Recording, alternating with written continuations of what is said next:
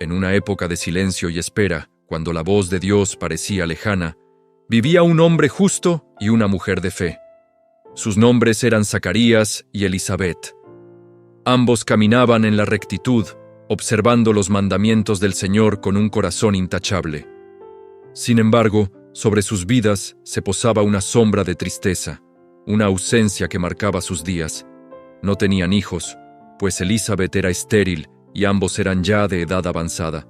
En una tierra donde la descendencia era vista como una bendición visible de Dios, su hogar estaba lleno de amor, pero vacío del sonido de risas infantiles.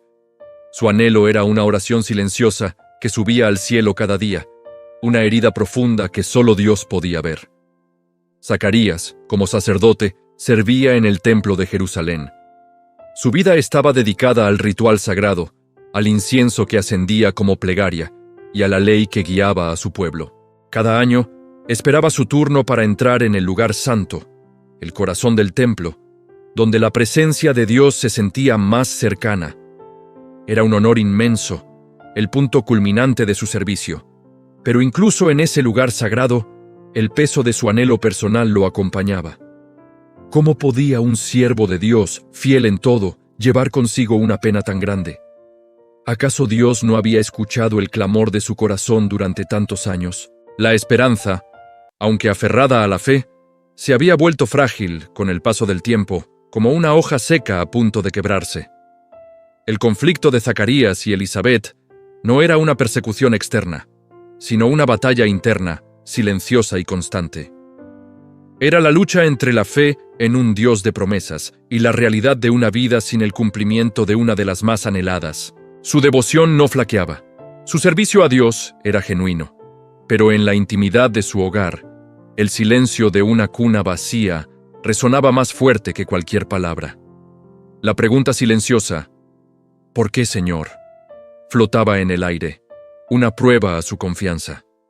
¿Podían seguir creyendo en un Dios de milagros cuando el tiempo parecía haber agotado todas las posibilidades?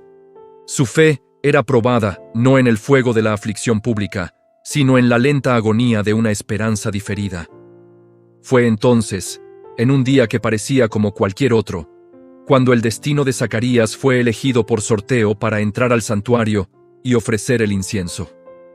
El pueblo esperaba afuera, orando, mientras él entraba solo en la penumbra sagrada, rodeado por el aroma del incienso y el peso de la historia. Y allí, en el momento más solemne de su vida, la quietud fue rota. A la derecha del altar del incienso, una figura de luz se materializó. Era un ángel del Señor. El corazón de Zacarías se llenó de un temor sobrecogedor, una mezcla de asombro y espanto ante lo sobrenatural. Pero el ángel le habló con una voz que disipaba todo miedo. Zacarías, no temas, porque tu oración ha sido oída. Las palabras del ángel cayeron sobre Zacarías como una lluvia en tierra seca. Su oración, aquella que por años había susurrado con una esperanza menguante, había sido escuchada en el cielo. El mensajero celestial, Gabriel, le anunció lo imposible. Su esposa, Elisabet, ya anciana, le daría un hijo. Y no sería un hijo cualquiera. Su nombre sería Juan, y vendría con el espíritu y el poder de Elías para preparar el camino del Señor. Sería un gozo no solo para ellos, sino para muchos. Pero la mente de Zacarías, acostumbrada a la lógica de la vejez y la esterilidad, tropezó con la magnitud de la promesa. La duda, como una niebla, nubló su fe. ¿Cómo podré estar seguro de esto?, preguntó, anclado en la realidad visible y no en el poder invisible de Dios. Debido a su incredulidad, el ángel le dio una señal. Zacarías quedaría mudo, incapaz de hablar, hasta el día en que todo se cumpliera. Su duda silenció su voz, pero no detuvo el plan de Dios. Al salir del templo, la multitud comprendió que había tenido una visión, pues no podía hablarles. El silencio se convirtió en su compañero, un recordatorio constante de la promesa divina y de su propia debilidad humana. Fue un silencio de espera, de reflexión, donde su corazón tuvo que aprender a confiar más allá de lo que sus ojos veían o su boca podía expresar. Mientras tanto, en su hogar, la promesa de Dios comenzó a tomar forma. Elisabet concibió, y en su vientre, el milagro crecía en secreto, oculto del mundo pero evidente para Dios. Cuando se cumplió el tiempo, Elizabeth dio a luz a un hijo. La alegría inundó su hogar y el de sus vecinos y parientes, quienes se regocijaron con ella al ver la gran misericordia que el Señor le había mostrado. En el 8º día, cuando el niño iba a ser circuncidado, la familia quiso llamarlo Zacarías, como su padre.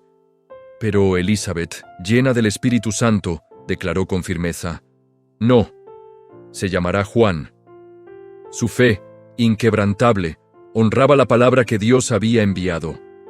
Todos se sorprendieron y acudieron a Zacarías, quien, todavía mudo, pidió una tablilla. Con una mano que ya no temblaba por la duda, sino que se movía con la certeza de la fe, escribió: «Su nombre es Juan». En ese preciso instante, el poder de Dios descendió sobre él. Su boca se abrió, su lengua se desató, y las primeras palabras que brotaron de sus labios no fueron de queja ni de explicación, sino de alabanza. Zacarías, lleno del Espíritu Santo, profetizó, bendiciendo a Dios con un cántico de gratitud y redención. Habló del cumplimiento de las promesas antiguas, de un Salvador que venía a redimir a su pueblo y de su propio hijo, Juan, como el profeta que prepararía el camino del Señor. Su silencio se había transformado en un himno de gloria. La espera había culminado en adoración. El Dios que había cerrado su boca por la incredulidad, ahora la abría para magnificar su nombre.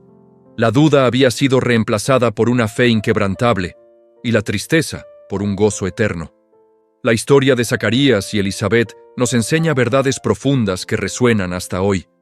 Primero, nos recuerda que las oraciones hechas con un corazón sincero nunca se pierden. Aunque la respuesta parezca tardar, Dios escucha cada clamor y actúa en su tiempo perfecto, un tiempo que siempre es mejor que el nuestro.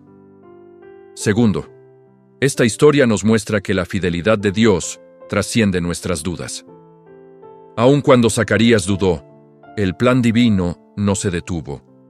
La gracia de Dios es más grande que nuestra incredulidad y su poder no está limitado por nuestra falta de fe. Y finalmente, aprendemos que la espera, cuando se vive en Dios, es un tiempo de preparación.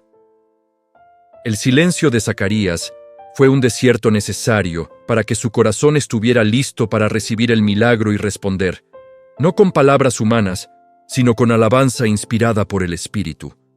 Hoy Dios te invita a agradecer no solo por las oraciones respondidas, sino también por los tiempos de silencio, pues es allí donde Él está obrando en lo profundo de tu ser, preparando el camino para la manifestación de su gloria. Si esta historia bíblica habló a tu corazón y estás agradecido con Dios por su fidelidad, te invito a seguir esta página y escribir Amén en los comentarios.